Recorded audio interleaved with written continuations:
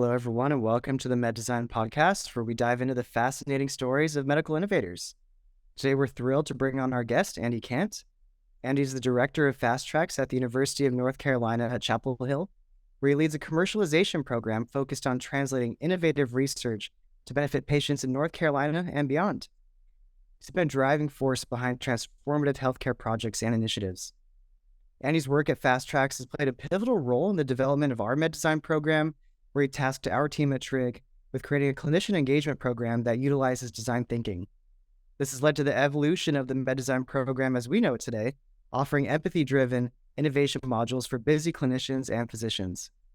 Andy's also held various roles within the UNC system, including program manager for the 4D Strategic Initiative and associate director of Carolina Kickstart, providing him with a unique perspective on the inner workings of commercializing within university systems and the challenges of bringing innovations to life.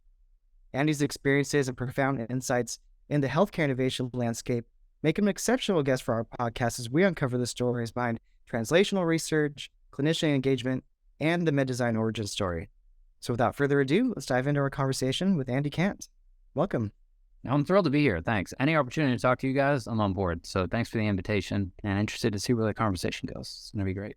Maybe for those who I'm not familiar with the term, could you describe, maybe just to get us started, translational research? Yeah, absolutely. To be honest, for the longest time, I've been in translational research, 10 years. And there was a good chunk of many years where I was like, I still don't know what this thing is. It's a bit of a squirrely thing. Really, how it's described came about from really a siloing that was happening across universities in the country, where you had basic research that was going on. Say people were doing really interesting biological mechanism work on like nematodes, and that would be great, and it would be transformative scientific knowledge. It would uncover something really novel, but it was a huge gulf between how does that impact patients, and there was a skills gap. People that do basic research don't necessarily know how to do clinical research, and so that's how this whole thing came about, is like, how do we bring those things closer together? There's still different skill sets, and so now, or I should say, how people often talk about it is from bench to bedside, right? So you're going to do some basic research. How do you put it on a path to get it to have a patient impact? And that can be a bunch of different things. It can be things like drugs, right, which we think about. Maybe test them in animals first, and then eventually maybe you get them to humans. But it can be things like behavioral interventions, right? What's a new thing that might help a diabetic patient in terms of behavior modification? How do we test that in the clinic? So it spans a lot of different areas, and that's part of the challenge in defining it, because it's a big umbrella. So yeah, I've been doing it a while, and as I think about it as my day job now, which we'll get into, Jared, you hit on this a little bit about FastTraCS and kind of what we do, and I think about it as more, instead of like bench to bedside, it's more like bedside to bench to bedside, how we do things, right? So we're going to talk about clinical engagement and working with healthcare providers, but not all things start in kind of the basic research lab. We got to have kind of a ground truth that what are the patient needs that may be happening and how do we address them? But that, in a snapshot, is translational research. That you touched on that. Then you start off with bedside to bench, then back to bedside. Is that radical or different? Because it seems like there's a bench to bedside mentality through most of like innovation efforts in healthcare. Yeah, we think it is, but honestly, when you're in an academic medical center, it's all mixed up, right? So you're going to have clinicians that maybe they're going to be physician scientists, right? Like they do both, right? And in that case, it's a pretty short circuit because it's one person. But I wouldn't say it's radical, but it is a shift in mindset. When we built FastTraCS, that was the whole ethos, is to be like, research is great and we need that, and universities are good at that, but let's almost exclusively focus on the clinicians and try to understand what they're telling us about what are the problems that they're dealing with their patients. And maybe not even specifically their patients, the system itself. There's a lot of problems in healthcare. And so I wouldn't say it's radical, but it is a different lens through which we view how to do innovation. It's largely clinician-led. And then maybe you touched on FastTraCS, but could you double click on that and talk about main goals, features, how it supports medtech innovation? Yeah, sure. So we've been around for about 4, maybe 5 years now. And it's definitely evolved. We've known each other for a while, and you've probably seen some of the evolution, but we started really as what does it look like to do innovation from a needs-driven perspective, right, in healthcare? And that's not novel. People were doing that. And we pulled a lot of inspiration from a program at Stanford called medDesign, which is a large educational program that would fund fellows to do things like shadowing and really experience what it is in a hospital setting around a given problem or a collection of problems. So we kind of started with that that was our diving board, is to feel like, all right, we've got some framework. There's a great book on it. And so we started there. But I think we've evolved, over time. But essentially, to directly answer your question, we think of ourselves like a medtech incubator, but we work directly with clinicians. And really what we try to do is build clinician technologist teams, or specifically clinician engineer teams that can identify problems and solve them. And then there's a very iterative process to do that. So yeah, I mean, it's an awesome job, but it's also has its dark days because there's so many problems to tackle in healthcare. And largely that's our challenge, is how do you pick the right ones? This is not specific to us. This is kind of when you think about startups, like how do you pick winners? It's the same thing, but even more deeper and earlier and riskier, right? About what problem you want to try to solve. So I don't know, we've probably worked on about a dozen different projects. We've got a lot of different patents. We've spun some companies out. It's always a mountain to climb when you're thinking about creating a new thing. And we've talked about this book from Peter Thiel that I always like, which is the 0 to 1 This in a different way, is like, how do you create something from nothing? And it's hard. Yeah, I mean, you touched on that. I mean, healthcare is such a problem-rich environment that it's like startups don't die of thirst from want of opportunities. Rather, they drown from too many and like kind of get diluted because they're too unfocused on all the problems they potentially could solve and the different opportunities they could chase, but wouldn't equally go after, which is perpetually the challenge in the space. Yeah, it reminds me there's these methodologies out there that people may have heard of, like lean startup or lean methodologies, and I just love that in thinking about things. It's always something I think about is what's the minimum? How do you slice it real thin, right, to make sure that you can tackle that problem? Because it is, I think you nailed it, Ty. If you're going to die, it's going to be from indigestion, right? Yeah, I mean, there's so many problems to solve, and then nested problems, and which one do you go after? But I'm sure we'll talk about some projects. That's what's been great about medDesign, because it is very much a structured process to go through. And it's not to say that's the only way to do it, but it's incredibly helpful at the outset to filter down, understand where you're going to focus on, validate it in some way in terms of the need, and then try to work towards what are those solutions like. That's when it gets to the fun part. But that kind of deep work up front, super important. Yeah. Did you know the story about those Post-it notes? Oh, no. I want to hear it. So this was one I learned recently. So like the sticky notes have been around for ages and they're kind of broad application. The inventor, rather than trying to say, how do I solve this problem of putting paper and sticking in all these different places? Yeah. He was narrowly trying to describe looking the problem of keeping a bookmark in the hymnal at church. That was it. And it's just like that really narrow use case. You narrow the problem you're trying to solve down to as tight and specific as you possibly can. That opens up a range of possibilities so you can go narrow problem, wide solutions. Yeah, that's interesting. Yeah. But I was going to say, that's one of the challenges in healthcare. It's just so complex, right? Mm-hmm. There's so many different patients. If you really boil it down, each one of us is so fundamentally different with our health, and that presents its own challenges when you start to think about populations. But then you just layer on the complexity that is the U.S. healthcare system, and it's overwhelming. I've been doing this for a while, and doctors have been doing it for a while that I've worked with, and nobody really understands the system. I feel like it's like the IRS tax code. People know pieces of it, but nobody knows the whole thing. Maybe this is Jared. Maybe this is where AI will help in some way, but a total understanding, I feel, is impossible for one person. It's either, and you see this in healthcare where it's so specialized now as a result. So you've got people that only do ENT docs versus there are some general surgeons and maybe hospitalists, but there are some generalists, but mostly there's a lot of specialization. I think that just makes it even harder in terms of innovating, because you don't always get a complete picture of what that problem is, with the patient being that anchor that's going across that journey. And maybe that's a good segue to medDesign, because that is one of the things that I think you've brought about in this program is like, all right, what does it look like for that patient journey, right? Like, what do they always go through? And I've always found that pretty illuminating. I have my own kind of here and there personal experiences, but those are snapshots in my life, right? I don't really know how a persona might run through that system, and it's always different based on their condition, why they came in, and their kind of, just their being, right? What are they experiencing? Yeah, it's hard. I will say that a lot. I feel like I'll go, yeah. The challenge, of course, particularly when you think about the domain of knowledge you have to acquire in order to even start to feel confident proposing innovations in this space. It's just so challenging because talk about regulatory reimbursement, quality management, a number of running clinical trials. There's like huge domains of knowledge to like just start to understand. So even if you're in consumer products, intellectual property, how to run a business. And so I think what we've accomplished with medDesign is boiling it down to, from the clinician perspective, what's the highest value activity you can do first? Yeah. knowing that downstream there's consultants you can hire, or that you're going to need to know this information later. But let's start with the biggest impact stuff, which is empathy for the patients, empathy for the stakeholders, Yeah. your lens. And the nice thing of working with clinicians is they're the experts. Oh, yeah. A lot of the big companies like spend tons and tons of time just to get access to clinicians, Yeah. to be able to get that real-time feedback, where if the clinicians can be the one leading the charge, then you just get decades of experience coming into defining the problem and all of the edge cases that you have to sift through to get to a clearly defined problem. Yeah.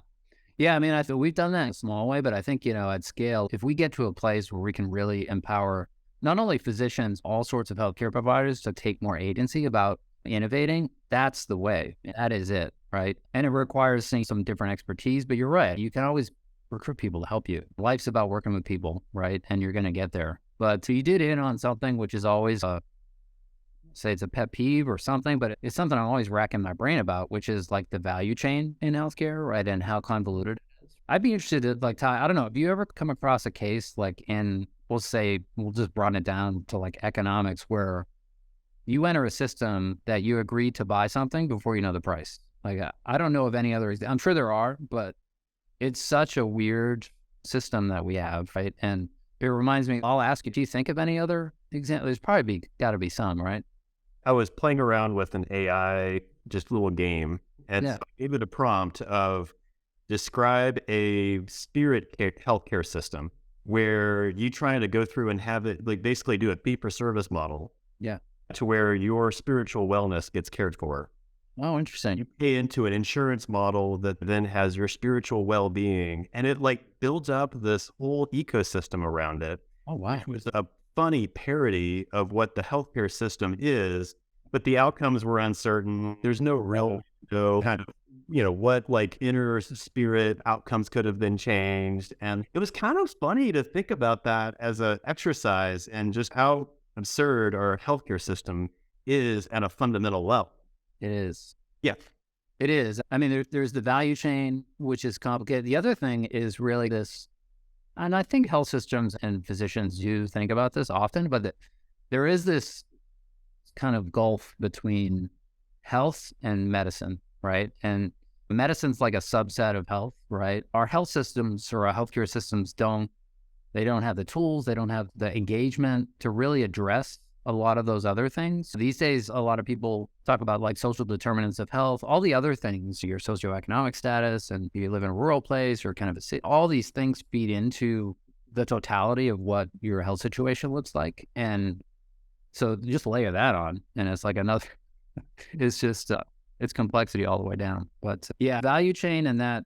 Yeah, I think about medicine as folks come in. We have some great clinical advisors that we work with, and it's always interesting to hear their stories about, I had this patient and such happened, and they provide awesome care, but it's always this slice, right? And that's just how the system's built. It's not necessarily transactional. There are episodes of care, and that's it. You go home, and then what happens then? And that's what's been interesting about some of the projects that we worked on, where I think about there was one where they were trying to assess blood pressure at home, right? And what does that look like for people with hypertension? Those are the types of things that get me excited, where you're trying to pull those things together a little bit, right? But yeah, I had to refresh, because I was like, I looked at some of the decks before this just to get a refresh. I worked on some amazing projects with some amazing people. And I don't know, I have to pinch myself. It's such a cool place to be to help these folks. Because to your point earlier, if you work in industry, that's really hard to get access and time and attention from clinicians. But if you have it all in one suite at a university, it's a very cool place to be. And you seem like you've been the magnet within the university for finding those really inspired visionary clinicians who are bold enough to propose the healthcare system where it's a very resistant to change as an ecosystem community, where there is more of an emphasis on standard operating procedures versus asking that question of how might we do better. And so that's just been fun to engage with that community and really see the talent and expertise that comes in to then really start tackling problems. Also knowing, having the humility to know that none of us has it all figured out. Yeah, it's such a cool headspace to be in, to be like, what if? There's an energy that folks that either do this or just innovation in general, but there's a little spark there that's, I don't know, super inspiring. Because it starts with small beginnings where somebody asks a question like that, like, how might we? That's in the program. And yeah, it's just always inspiring to see what it looks like. But then it butts up against reality and you're like, okay. Yeah, it's hard. Willing to like delay judgment. Yeah, exactly. And that puts you it's giving yourself space to have that, I call it pathological optimism. Yeah. Yeah, I like that. Where like you're just willing to, it doesn't matter what the judgment is that will come later, let's try to push ourselves. I think there's something intrinsically happy about that mind state. Yeah, it is. It's a very creative place to be, myself included, but also I'm assuming some clinicians, there's probably some element of creativity, but it's very different from what this looks like, which is I have a little bit more agency over some of the problems I experience. What if? How could I change that? I mean, maybe we can touch on after finding that value and like getting to maybe more of the beatdown of, yeah, there's value here. We found something. We went off into the wilderness. We found the pot of gold. We came back with the pot of gold. And now, like, how do we move that forward and advance it? And thinking about commercialization going through like just a education setting, like what your experience been? Because I don't think anybody looks at it and says, wow, that's a well-oiled machine. No, it's not. It's definitely not. It's a bit anathema. Academic and higher ed is not built to commercialize. It just has never been. It's about educating students, right? It's about knowledge creation and dissemination. And I think over time, there's been shifts from, there was some government legislation in the 80s that said, hey, universities, called the Bayh-Dole Act that you hear about in tech transfer, which is, hey, you guys need to protect this stuff and maybe try to commercialize it. And it's since evolved over time. But I think every university has a different strategy, right? One of the ones that always pulls through, particularly for public universities, is like, how do we think about, definitely let's educate students to the highest quality we can. Like, how do we think about high quality research and getting it out there and contributing to the state of the art? But also, like, how do we think about economic development? How do we give back to the regions and the states that maybe we're located in? And I feel like it's a little bit under that umbrella, although it's even broader than that. But yeah, it's a winding road for sure. I'm one of probably many people, certainly many people on this campus, that like our jobs are to help navigate, which is I love the job, but it's really, somebody comes to you and like, where do I go? What do I do? And it's just this labyrinth of like, all right, go talk to this person, go talk to this person. Let's figure out how we can get it out. And I don't know, my whole, having done this for a while is more and more maybe of late, but what my like prime directive is get it out. Right. You've got to get it out of the walls of the university. You can do that too early, but generally it's too late in my experience. It just takes a lot of time. And because you start to rub up against some really important questions once you take a foot outside of the university around like, all right, how valuable is this thing? What do we value this? If it's a company, like you start to get some very real answers in the real economy about what that looks like. In the university, it's its own little microeconomy, right? And dollars are different, right? Time's different, everything. It's like a weird, I don't know, it's like an alternate universe in a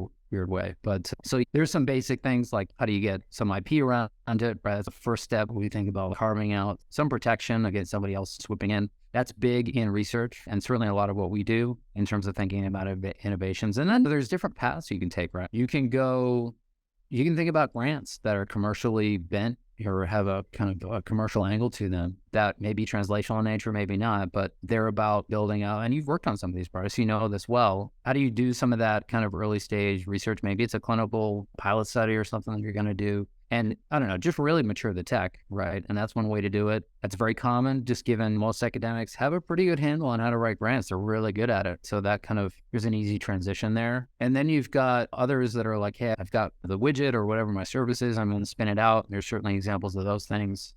Yeah, I think one of the things that, I don't know if specific to UNC, academic systems need to do better at is public-private partnerships, working with industry, working with letting people in. And it's not like we don't do that at all. We certainly do. I always think about when you have an early stage idea, maybe it comes from medDesign or something like that.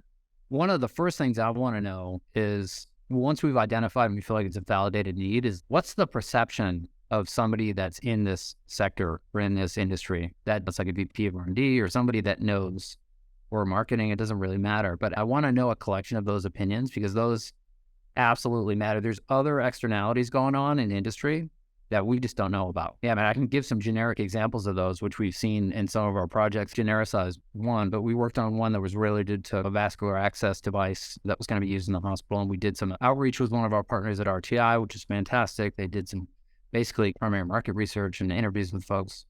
And it was interesting. Like a lot of the feedback we got from clinicians that they had asked from other clinicians outside of UNC was, hey, this is a great idea, but hey, wait a second. There's this trend in prescribing of antibiotics that really undercuts the whole value of this thing, right? And zooming out and understanding that trend is super important. Industry people have the same bent to it. It always takes kind of a team and a lot of opinions. And of course, the challenge is to synthesize those opinions in an optimal way. That's a hard thing to always figure out. But yeah, back to your point, is a long and winding answer to, yeah, it's a complicated path to get things out of the university. The benefit too is that you've got the customer within, as a teaching hospital, right there. So there is that validation that exists within itself. Yeah. Then, I think with the recent iteration of medDesign, where we pulled in industry partners for the pitch day, the discussion that happened at like the team having gotten to that point and then getting the feedback from industry, I think has been a great feature of that, to then have those experts to then say, yes, you've got all these long rabbit holes you can't go down, but making a recommendation for what's the next immediate best step for the team to go through to validate their idea. There's enormous value. Tremendous. It's really helpful. The other good thing about being at a university and thinking about commercialization is there's tremendous credibility, right? There is a standard that comes with research at a university that you're just not going to get elsewhere. If you got your own homegrown startup, it's a very different thing to reverse engineer. Like, how do we do a study in a university? That's its own complicated path, right? There is a benefit to incubating within the university and getting them out. And there's a lot of great examples. I wish I knew of some, and there's probably somewhere some website that talks about all these great innovations that pop out of universities that, some of what we know about, like Google from Stanford. But I'm sure it'd be interesting to look at that. What's the proportion, we'll say, of those things that either the research or startups that had popped out of universities versus, we'll say, independent kind of homegrown things that had come out of companies, R&D companies themselves, or from other startups within those or spin-outs.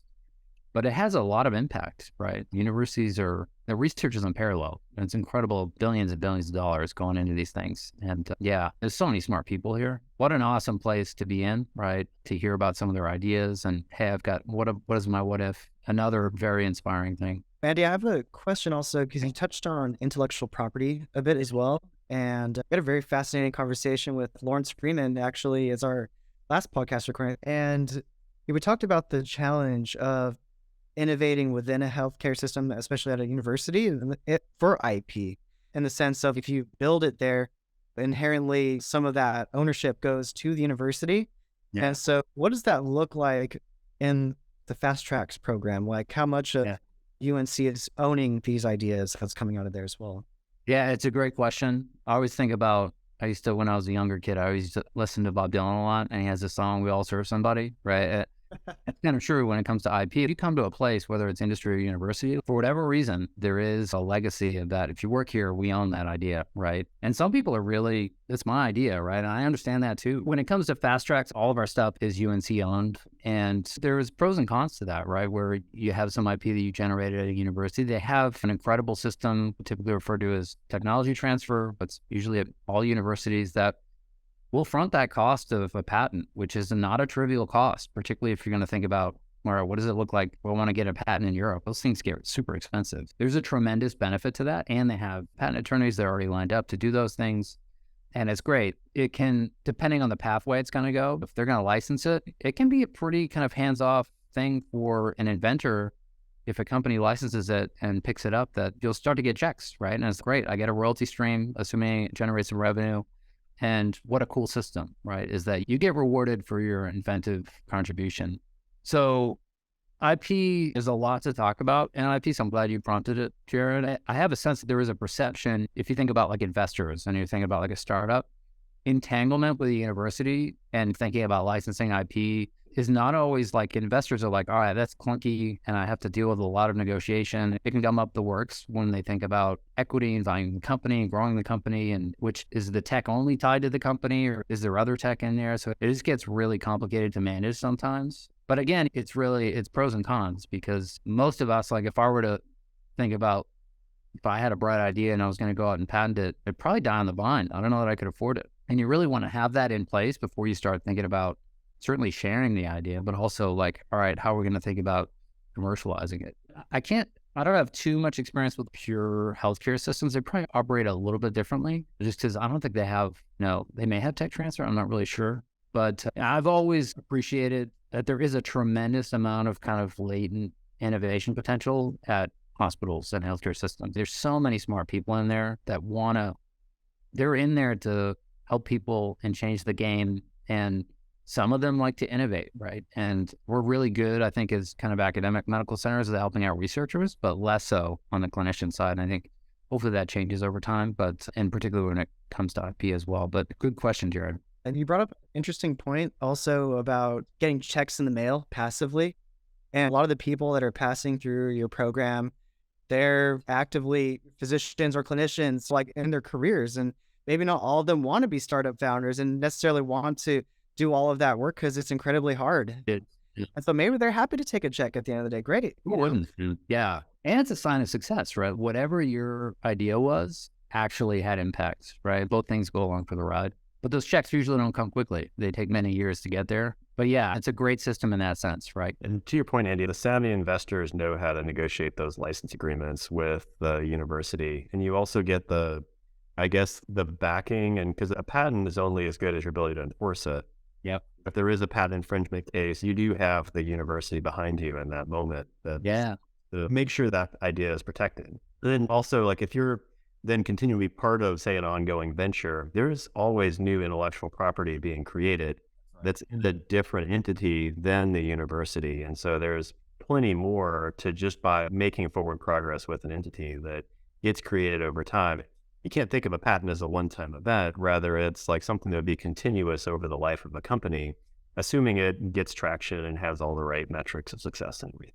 That's actually a great point. I think there probably is a perception, particularly for like new innovators, that like I have a patent checkbox done. And I think you nailed it. It really is. You hear things like patent portfolios and strategies, like those are later stage things that a company, if it's a company, needs to think about building up those walls and making sure it's investable. And when it comes to companies at universities, you just don't hear a lot of those that pop out without some IP or specifically patents, particularly if it comes from research. There's a lot of knowledge that goes into a startup, right? And everything they bring. But if you walk into a VC firm and you're a spin out and they say, do you have any IP? And you say, I don't have any, or I have know-how, not going to look good. You need to have some edge there. And that's what it is. That's that first step up the mountaintop.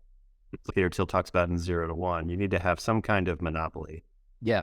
And patent is one form of monopoly you can get on your idea, just a moat to protect so that you have got some kind of way of protecting, like some kind of margin whenever, you have a commercial success. Yeah, that's right. Yeah. So Lawrence posed a question, which is, how do you incentivize the students to be innovative when their reward is 0%? Is the reward truly 0% for students from a intellectual property standpoint? Yeah, that's a good question. So students are an interesting case. I work with some students, but yeah, students, at least here at UNC, and I'm thinking about specifically the BME program, and those students, if they bring about some idea that's truly theirs, right, and not tied to a faculty member, it's their IP. And it's interesting, they're in a good spot because they can opt for, there's an option for them. They can be like, hey, UNC, are you interested in protecting this? And then sometimes UNC will take it, sometimes won't. And again, they'll front load that patent cost, but they can take it and run it completely independently. And I think that's a good thing for students to have some agency. Youth and startups go together. When you're at that point in your life, you're a little bit more tolerant of risk.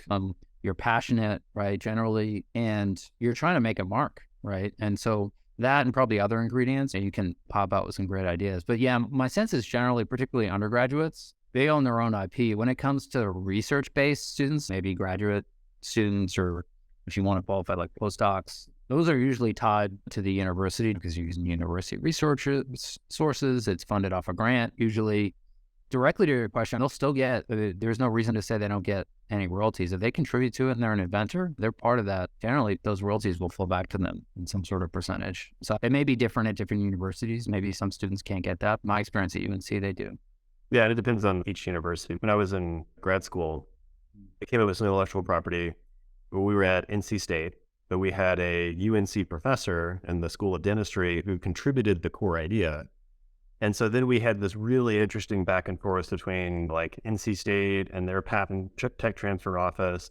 And then NC State cleared us. They said, we don't want anything to do with it. You guys. Oh, interesting. And then UNC wound up picking it up and saying, we'll cover the patent cost on this if you guys want to keep going with it. We got some funding and then eventually decided to discontinue pursuing it. But it was just navigating the two different tech transfer offices. Yeah. How both of them thought about it was just fascinating. Yeah. Like in its own right. That is interesting. Yeah, from the sidelines, I don't do tech transfer for a living, but I do hear of examples where you've got a multi-institution thing, and they'll typically, I think they've just learned that it's like, all right, let's not all try to do this. Let's just make some agreement that says one will take the lead and you guys are along for the ride kind of thing. And I think that just makes it easier, and it's not like it did in this case. So maybe switching gears a little bit here, maybe getting our crystal ball out. Yeah.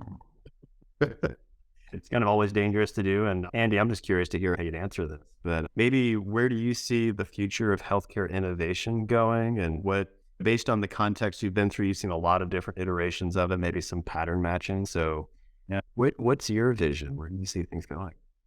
Yeah, it's interesting. Healthcare innovation is so much to talk about there. It's a great question. And I'll say right off the bat, I have no clue.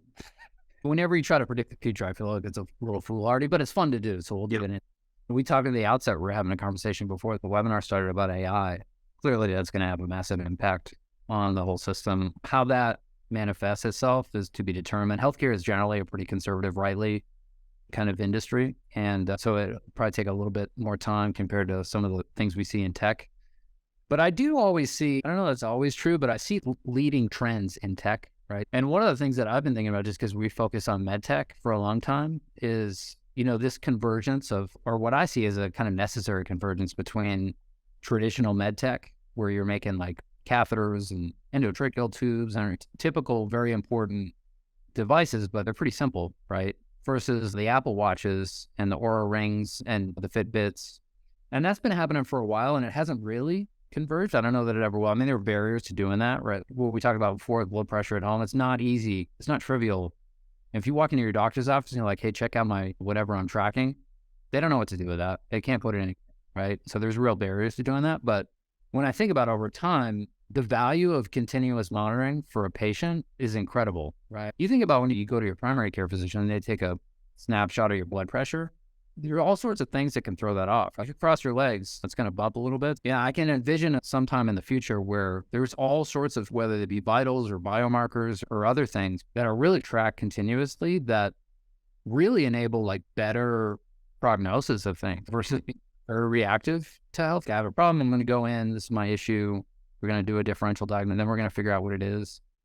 Data is going to be the thing here. Already there's too much data, so that's something to work towards about like, how do you amplify the signal and lessen the noise? But I don't know. I think about like remote patient monitoring. And again, largely just taking a more complete and hopefully meaningful snapshot of data that's reflective of an individual and their health. That's just one thing I see happening. Maybe AI gets us there. Maybe it doesn't. But I don't know. I'm really interested in your answer, Jared, as well. What do you guys think? It's always interesting to talk about. We can be Nostradamuses here for a little bit. What does it look like? I was dismissive of the longevity effort. Yeah. Where I was just like, whatever. This is like, you're having a handful of people live longer. Yeah. Which was my impression of that. But then I recently picked up Outlive by Peter Attia. It's his recent book. He just published it. And he describes this future of medicine 3.0, which is around what you were just describing, of using the data to become more predictive so that you can, like, the best time to repair a roof is while it's sunny outside. Yeah. You don't want to wait until you're in a crisis to prevent bad things from happening. And like, you think about some of the chronic disease states we have, Alzheimer's, heart disease, or like it's the accumulation of decades of choices that you make that then lead towards a painful kind of late stage of life. Versus I think being able to anticipate that, have precision nutrition, I think that, in my mind, of improving the wellness and life and health span of our population by having better integration, thinking, I've been just intrigued by like value-based care, and not necessarily in the current embodiment of accountable care organizations, but really thinking about what does it mean to manage the health of a population. Yeah. Beyond just that snapshot of when you see somebody in the hospital, but rather the accumulation of choices that they make as they're going about their day. Jared and I were talking about this the other day of food deserts and like just some of the challenges you have about maintaining a healthy population. And yeah, actually, Jared, that's a good cue for some of your background. Yeah, and something that I actually have been thinking about as well in regards to prevention, because I feel like that's like where things are trying to trend towards. But you also think of the incentives of the healthcare system as it is right now and who runs it. And it's essentially insurance companies, right? And so insurance companies are banking big bucks off of us being unhealthy, having to go in, get all of these diseases treated. And so then how does the incentive system change when we're all preventing these illnesses from the get-go? We're all roughly living a healthier life. Then how do they make their money? And also then at the end of the day, essentially doctors work for insurance companies. That's who's paying them. And then so what the heck happens to the whole system as we have it right now? For me, with my nutrition background, I would love to see people happier, healthier for longer periods of time through better food practices or just being more aware of the types of food that they're eating, being able to learn how to shop at grocery stores and just so many things. But at the end of the day, do the powers that be that control the big pots of money out there want that to happen? Yeah. And the answer is, I'm not quite sure if they do. That's interesting. It makes me think of like, what would it look like? I'm going to get into how might we here, but I'll take as a model like a startup company, right? Like when you build a startup company, it's fundamentally for the founders, it's based on equity, right? And that equity can be based on like the amount of time or the effort that you put into that company. It increases, right? And maybe this is where value-based care comes in or something like that. But what would it look like if my primary care physician had some version of health equity in me, right? And that we were partners in this, really, right? I'm going to do my best. You're going to do your best, and we're all going to benefit, right? But that's a radically different. Again, I don't know how you build a system like that, and maybe you ask ChatGPT like you did, Todd. But I agree. Nutrition's super important. Nutrition, sleep. There's so much going on that the other thing that comes to my mind is there's a saying in medicine, what's measured can be managed. And it's back to my other point, like there's just so many unknowns. Like even if you take nutrition, go online and Google like what's the best diet. You get overwhelmed with some useful information and then a bunch of non-useful, right? It's hard. Somebody that like all of us have some relationship to healthcare and may know more than some other folks. But imagine those folks that really just don't know much about that. Like how do you navigate that? So it's like an information problem too. And it really comes down to how diverse we are as a people. There's so many things that can work. I think the other thing as we think about the future, which you hit on a little bit as a theme, which is just it's disparities. Like how do we rise the tide for all, right? That's a hard problem because that's intertwined. And it's not just related to healthcare. It's related to the economy and all sorts of other factors. But that's super important too. If we're just helping the top, like the Peter Attia, top 1% of people that are getting all the cool, by the way, yeah, I haven't read the book, but he's great. And I've taken a lot into it. You're a fan of his podcast. Yeah, he's great. But he's like, that's definitely a top 1% approach to how we're going to position, like how he treats people. So it really does come down to like, all right, how are we elevating kind of those folks that are most in need? That's a big part of where I think a lot of universities are headed, particularly at NIH, about shifting to address some of those disparities. But that's a multi-decade, I feel like, process. There's no easy solutions there. Yeah, but I think if we're thinking about improving health span for people, I think taking it at a population health level. Yeah. And then the other thing that was interesting, and Andy, you and I were both at a conference where this was suggested, where the startups, if they're trying to come in and add new value into the ecosystem, that they have to set up their revenue model such that they share only in the outcome of what their claims are, not necessarily with the health system having to bite off on the promise, and then the health system takes the risk of whether or not their promise actually falls through or not. Yeah. I think most of the economic models for new startups haven't factored that in yet. Yeah. That's a radical thought. And also means that from a risk sharing standpoint, like at a population level, the ACO takes on basically X fixed amount of revenue per number of people.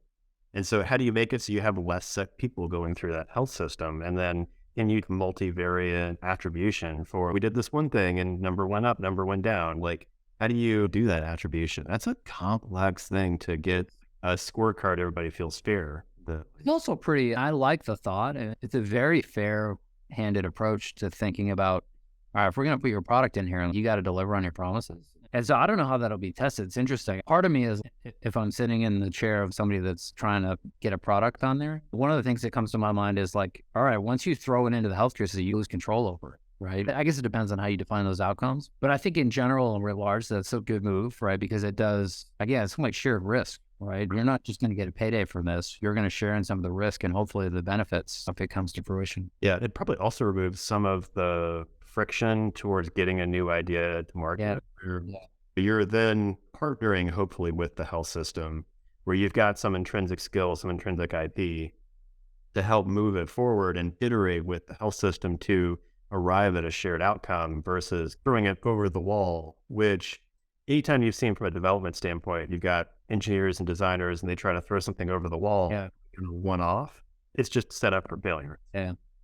Famously did that where they had their design team, they would hand off this perfectly illustrated new cell phone concept.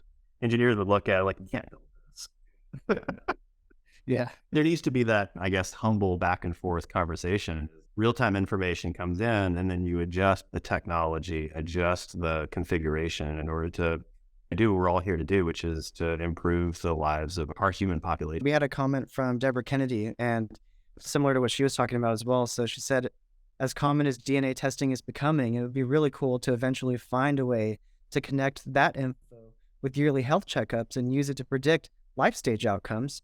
And you can also utilize it to find correlations between certain DNA makeups and tolerances to medications. So there's just less trial and error with patients finding therapies that work for them. And then it makes me think of also therapies in the sense of nutrition therapies as well, just lifestyles. It would be really cool if that's what our yearly checkup at the doctor was like in some way, because obviously it's not that way right now. But one day in the future, maybe they're like, wow, we did some testing and turns out these sort of foods work for you based on your body makeup. They do that big old body scan and they suggest certain types of workouts that work well for your body type. And then obviously tolerances to medications and whatnot. Like it would be a very holistic way to go about things. But like I said, or like we talked about, we're not quite sure if we'll ever get to that super holistic, I guess, makeup of the healthcare system based on the incentive structure as it is at the moment. Yeah.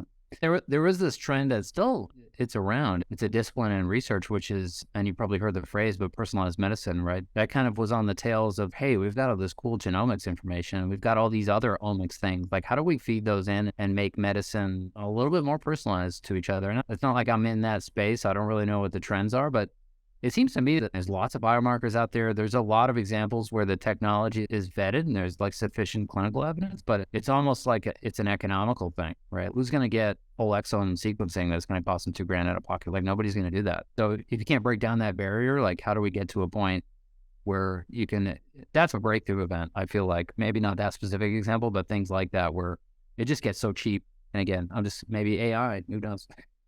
I feel like that's listen to everything. You just say that. Oh yeah. I want the app that'll tell me like when I go have a cheeseburger or a glass of wine or smoke a cigar, that it shows me like, okay, this is like going to take X minutes off your life. That's a great one. That's a really good one. And really a believable story on that. Yeah, I went through and had my biomarkers checked and genome sequenced and all of that. And like for your specific, you lose this many minutes. And it'd be entertaining to have that if you can get down to that level of detail. Yeah. How much resveratrol do I have to take to offset this sort of lifestyle that I'm living right now? Oh my gosh. It does look like we're getting towards the end of it here. And the question that we always like to ask at the end is just what advice do you have for clinicians, physicians, and just healthcare innovators? They're trying to make a difference in their field and when they've seen a problem, just like how you've helped so many other people. Yeah, great question. I think it can be hard. One thing that I've been thinking about a lot lately is if you're going to start a project or think about innovating, listen to yourself, listen to your creative engine, but also think about like, why do you want to do this? What are your core values in maybe period, but also about like how it relates to this innovation? Because I think those are the things that are going to pick you up when the roller coaster's down, right? If you keep that North Star about, I'm trying to help these sick kids, that's everything. And it's probably already on your mind, but I feel like it's important to keep that present because it's definitely a roller coaster. And good and bad. But there's always the typical ones of like, persevere and just never give up. I'm not necessarily a fan of those things. You certainly sometimes should give up. There's good reasons to do that. But yeah, the other thing is we talked about at the outset, which is that the really important and big changes are going to come from clinician innovators. There's just no question in my mind. They're either going to be the genesis of them, or they're going to be the central role in changing what is our kind of clunky healthcare system here. And that I feel is empowering, right? Because nobody else can do it. It's you. Yeah, absolutely. So if you're a physician out there and you've got a problem that you've identified, go after it. There's people like us here at medDesign that are out here to help you make that difference in the world. And Andy Kant, thank you for your time today. We really appreciate all your help. The medDesign program just birthing us in general, but the work that you do, we can't wait to see the impact of it 10 years from now and all the little chicklings that you've been hatching over time. Thanks, Jared. This is great. Awesome conversation. I really enjoyed it.